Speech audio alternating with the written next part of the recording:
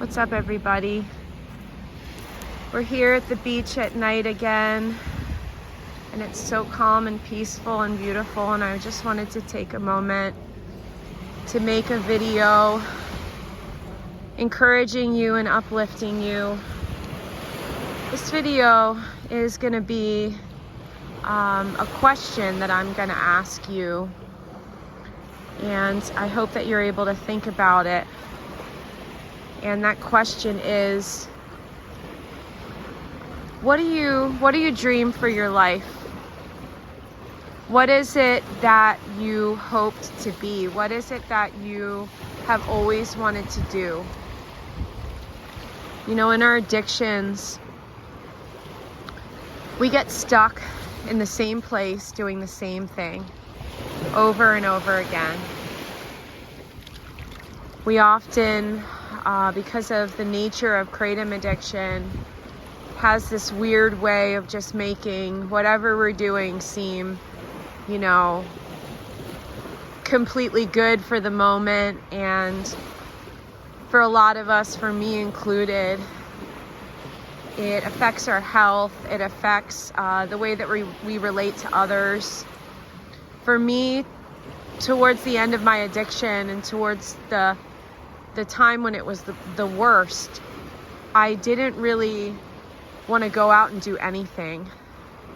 I didn't want to go anywhere. Even stuff like going to the grocery store was completely overwhelming to me. I didn't want to interact with anybody.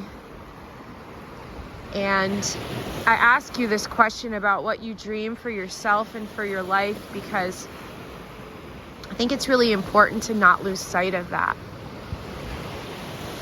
Because, when we're in this addiction, we can get stuck in the same place doing the same thing.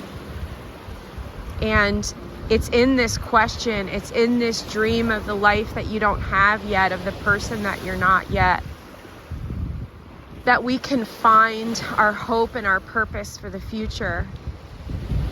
As you may know, God is sovereign, which means that He's in control of everything in our lives.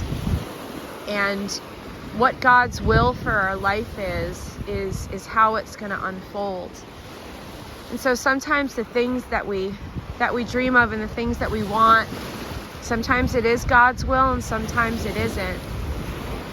And when we are able to align ourselves with what God's will is for our life and align our dreams and who we are as a person, that's where something really beautiful happens in our life. But there's no problem with thinking about, even when you're in the deepest, darkest parts of your addiction, of dreaming about what God's will and what God's purpose could be for your life and how it could unfold. For me, when I was in the worst parts of my addiction, I knew that I wanted a meaningful career. I knew that I wanted to live in a place that I loved and that I felt comfortable, not only with the actual home that I was living in, but in the place where I was in the country and what the landscape was and how it looked. Peanut, come over here. Come over here. Little hippo. Come on. This doggy was part of what I dreamed for a long time ago. I love her so much. Hello. Say hi. Come here. Say hello. Say hello to our friends. Hi, I'm Peanut. I'm Peanut Head. Hi. I love this dog so much. Come on, let's go to the water. Come on. And so I would dream of these things, and I was just so far gone in my addiction, and I didn't know how I was going to get out of it. But having those dreams and praying for God's will to be done in my life, and then also surrendering to God's will, which is hugely important, was integral to my recovery process and to my healing process. Because when we dream these dreams and when we pray for God's will to be done and we align to that will, that gives us a sense of purpose.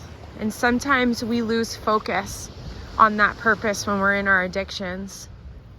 You know, I've asked you, when we're in contact with each other, you know, like what some of your dreams and goals look like in the future and in your recovery process. And some of you have shared with me about careers that you would love to do, or different hobbies that you would like to get into. One of you shared that you wanted to build a chicken coop and start to do some homesteading stuff and prepping stuff. And so I love hearing your dreams. And as my recovery has unfolded, I've had the absolute joy of experiencing, seeing the dreams that I had when I was just getting started in my quitting, and when I was still in my addiction, when I was longing for meaningful work. I was longing for the right place to live. I was longing for peace and joy in my life. I've been able to see some of those dreams and those goals come to life. So that's the question that I'm asking you right now as we're by the beach here is, you know, what does that look like for you? What are some of your dreams and some of your goals? Who would you like to see yourself becoming in your freedom and your sobriety? What kind of work would you want to do? And it doesn't even need to be professionally. It could be something that you do at home. You know, what kind of hobbies could you see yourself becoming interested in? What would you like your relationships to look like? How would you like to relate to other people? How would you like other people to relate to you and see you? That was something that was big for me, because when I was in my addiction, I was so underweight and so nervous and anxious that people had a really hard time relating to me. And that was something that I would dream of for myself, that I wanted to become the type of person that people related with and felt comfortable with and felt uplifted by and encouraged by. And I've been able to see that come to life, and I'm so grateful. So this video is asking you this, and this stuff doesn't have to happen overnight, but don't lose sight of who you can become and what your dreams are, no matter where you're at in this process. You may still be in your addiction. You may be in the time after quitting where it gets pretty dark and it gets pretty hard when you're in the wilderness of recovery. And so that's when these dreams and these goals become even more important. So this video is asking you that. And know that I love you guys. And if you ever need somebody to talk to or share your dreams or your goals with, or you want somebody to uplift you or encourage you, or that you can be accountable to as you're in your tapering process and your quitting process, please know that I'm here for you. All right, I love you guys, and I'll see you next time. Bye.